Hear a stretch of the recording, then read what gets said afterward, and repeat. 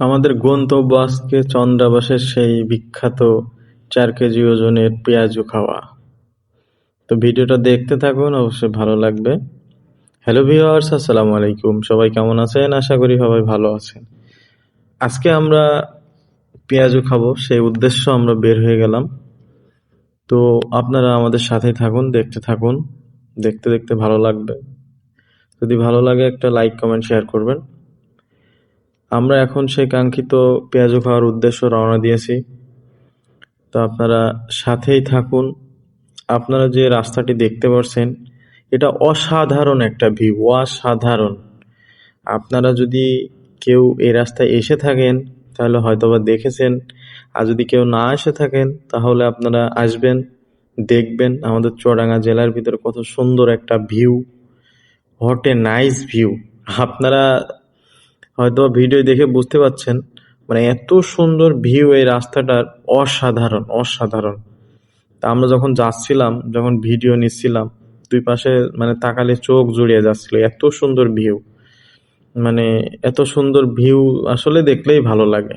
আপনার ভিডিও দেখেই বুঝতে পারছেন, অসাধারণ একটা লোকেশন, অসাধারণ ভিউ। সব থেকে ভালো লেগেছে রাস্তার দুই পাশে গাছ এবং সবুজ, মানে একটা অসাধারণ একটা জায়গা।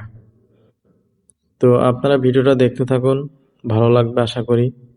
তা আমরা এখন চলে যাচ্ছি সেই আহ, পেঁয়াজি খাবো, সেই উদ্দেশ্য। আপনারা দেখতে থাকুন। আমি একটু আমার ভিডিওটা নিয়ে নিলাম।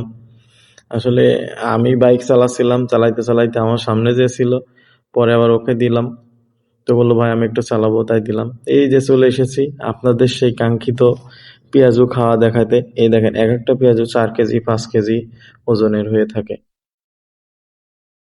তো আমরা গিয়ে উপস্থিত হলাম, দেখলাম যে পেঁয়াজু আরো ভাজছে। এই যে এই মামাটার পেঁয়াজটা কাটার স্টাইলটা দেখেন, মেশিংও পারবে না, এত জোরে পেঁয়াজ কাটতে পারে।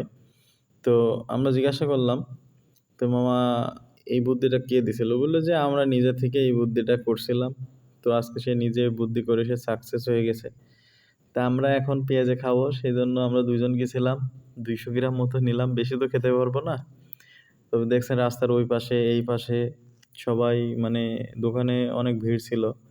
তো আমরা একটু আগেই চলে গেছিলাম, যার কারণে একটু কম ভিড়ের ভিতরেই গেছিলাম। তো এখন এই যে আমরা নিয়ে আসলাম, দুইজন ছিলাম, 200 গ্রাম, সাথে মরিচও ছিল।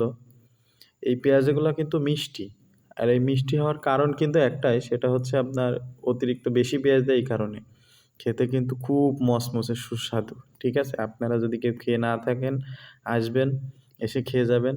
না খেলে বুঝতে পারবেন না এই পেঁয়াজুর মানে স্বাদটা কেমন। আশা করি আপনার ভালো লেগেছে ভিডিওটা। যদি ভালো লাগে ভিডিওটা শেয়ার করে দিবেন। ধন্যবাদ।